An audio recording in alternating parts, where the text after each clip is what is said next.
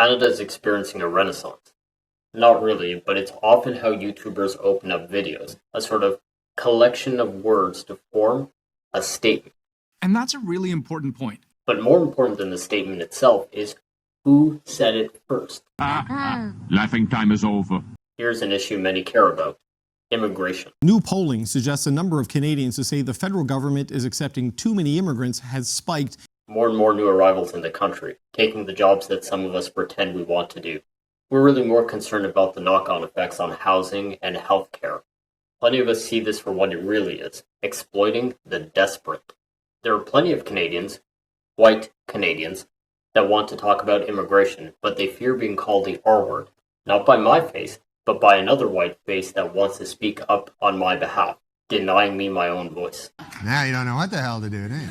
And when they can't seem to disagree in person and seek refuge on the online forums, that's when the nonsense starts. And when we all forget that we're all human beings. Right, Sam? Right, we're not perfect, we're just people. Right. So how did we get here?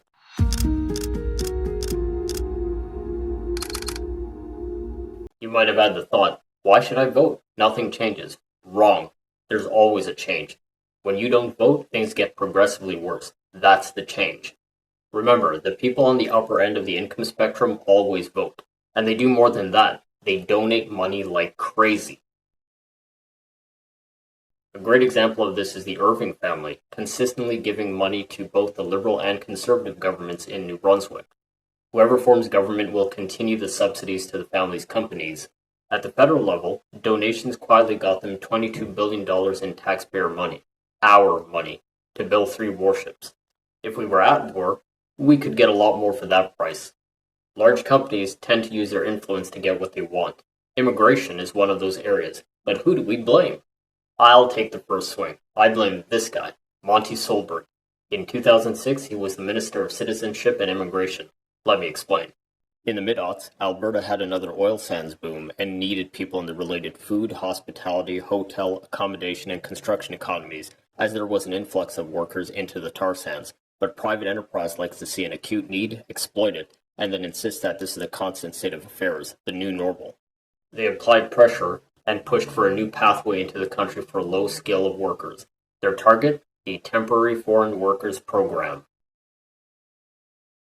I'll let the news explain it. Unlike me, they're actually journalists. The Temporary Foreign Worker Program is supposed to help businesses bring in workers when no local workers are available. There are different streams aimed at different kinds of workers. The program grew quite a bit in the last few years, though new limits took effect last fall. This new pathway was started under the Liberals, expanded under the Tories, and then exploited under the Liberals again. Why? Because their corporate donors wanted it. J'ai dit oui, préparez la lettre. Je l'ai lu, puis je l'ai signé. Again, there was an acute need, but the program was expanded in scope immensely under the Conservatives. Monty got to work giving big business what they wanted, at one point stating, "It doesn't matter whether you're in Camrose or Calgary, Edson or Edmonton, help wanted signs are everywhere. When it starts to affect our ability to go to Tim Hortons and get a double-double, it ceases to be a laughing matter." The Conservatives started to find ways to fast-track applications into the country as well. One of those ways was to lower the minimum length required to advertise for a Canadian worker before getting a permit to hire from abroad. It went from 6 weeks to 7 days. Now you tell me if a week is long enough for a Canadian to see an ad with bullshit pay. What they're trying to do is bring in temporary foreign workers at the current wage rather than raising their wages and trying to attract more domestic labor. Canada's migration policy used to be about permanent settlement. Corporate Canada said, no, to hell with that. Let's workshop a plan to increase the rate our profits grow at. But their publicists called it filling labor shortage gaps. There's a gap in the shortage of people we can exploit. That's what that means. The businesses that rely on temporary foreign workers see all of this from a very different perspective. They say taking away these workers would mean they'd have to bump up prices, lay off staff, or even shut down altogether. For almost 20 years, the government of Canada has taken the approach of prioritizing foreign labor, while its friends in opposition pretend they do different, playing up the good versus bad immigrant narrative. Why? There is just quite simply a tremendous amount of lobbying pressure from businesses in Canada. Now, we don't want to conflate all industries because corporate Canada likes to hide in ambiguity. They hate the sunlight. We have seasonal industries in rural and remote areas where we need our seasonal workers, especially on the East Coast. We've continually increased our wages, and our starting wage hasn't made any difference. I cannot hire people that do not exist. Our kids don't want to pick potatoes or gut fish in the summer. Without seasonal workers, you'll have higher prices and closures. And even when premiers have tried to be tough guys and abuse the public's emotions, they've had to reverse these bans, though the damage had already been done. But in other sectors like fast food, parcel delivery, kitchen help, and custodial work, use of the Temporary Foreign Worker Program allows employers to benefit from a power imbalance. These foreign workers have paid thousands of dollars to immigration consultants to get to Canada. They're tied to their employers, who then create strange arrangements to pay them less than what they agreed to on paper. Pailan showed CBC his schedule and pay stubs. His contract said he'd get $20 an hour, at least 35 hours a week. But he wasn't scheduled for the hours he expected. His hourly wage was eventually cut by more than $3. Here's an example of one of these immigration consultants. I'm not saying this particular one did anything. I just want you to see what one of these firms looks like. And remember this word, labor market impact assessment. It's the mechanism that's key in the optimization. There are ways of, advertising on sites that aren't used as much, perhaps putting in some exotic type requirements and then saying, well, yes, we had 37 domestic applicants, but none of them met our needs. So we have to go overseas. To his credit, Prime Minister Trudeau addressed this. Businesses should no longer rely on cheap foreign labor. To remove that credit, he did it when he was on his way out of office. This is why you dummies need to think about who you vote for. If your cover for not watching the news is to vote Liberal as a safety, that's the unpracticed democracy. Remember, the party leader for the Liberals and Conservatives is not elected in a democratic fashion. Mr. Coyne, if you would. People, and the Liberals in the last time when they elected Justin Trudeau took it even further and said you don't even have to be a member of the party, you can just be a supporter. Membership plus the tens of thousands of new members that are signed up en masse who vote, who do that one thing of voting for a leader on one day and then are never heard from again. Fun fact here, this is the most relaxed look I've ever seen Andrew Coyne have in 30 years. I thought he was born with a tie. The TFW program allows large companies to suppress wages. You see, the local Canadian knows these jobs don't pay well. You can live. Well, actually, you can exist, but you can't necessarily live, I would say. When you don't get paid and you don't get recognized with your employer and you get paid minimum wage, it not only affects your mental health, but your motivation to go to work. Now, you might think that large companies don't like immigrants. Wrong. They love them. But they love their money more, and they find ways to hold on to it. No tax haven, go to Plan B. Indentured labor. Why? They're generally more mature.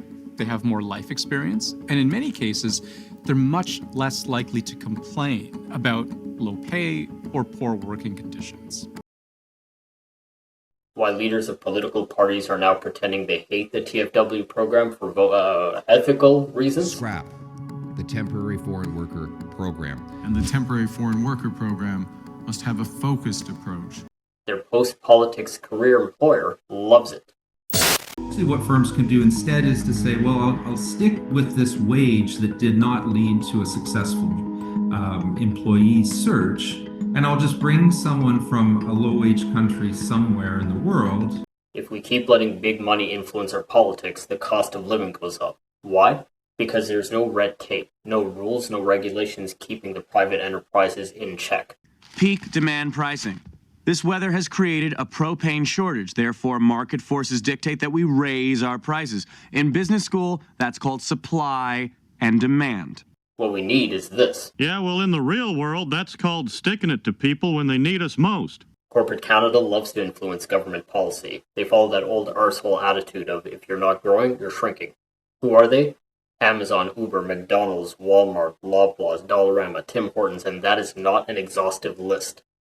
You see, the indentured worker will keep his mouth shut, doesn't know her rights, and is just happy to have a roof over their head, even if it means sharing that roof with more occupants than it was designed for. If they contest anything or talk to a reporter, their contract can be terminated. No contract, no reason to stay in the country. Deportation. So you get nothing. You lose! Good day, sir! The local Canadian knows their rights, don't enjoy being abused, and can only be exploited for so long before even the kindest among us speak out. How's your back, honey? Great, Joe Jack. How's your gambling problem? But even as I say this, the continued instability in one's housing may keep them silent. As an aside, I'm concerned that this will be the long-term effect of the continued Canada Post strike as well. The private sector vultures are circling. The company run by Minister Jolie's brother, Intelcom, will continue to exploit the postal strike and continue to subcontract to smaller companies. FedEx and UPS also do this on that last-mile delivery. Firms like this can also subcontract to individuals on a per-parcel payment scheme. And this will lead to, well, remember this fella from earlier? Exploiting the desperate. Union accused Amazon last year of union busting at the warehouse, saying the company flooded the workforce to dilute the vote. Workers at a warehouse in Quebec were certified to unionize in the spring of 2024. Then, in January of this year, Amazon announced it would shutter all facilities in that province. No voice, no justice, no dignity. I feel this fella sums it up the best. They don't want people to stand up. They don't want people to unionize. You can't speak up because if you do, you just go home. It's a temporary system anyway. We don't owe you anything. We have less overhead, less cost. Now we can solve these problems, not with that trash optimism, but with passive activism, the most successful type of activism. Inform yourself by watching the news, and when you vote, make sure it's a thoughtful vote. Let's get busy.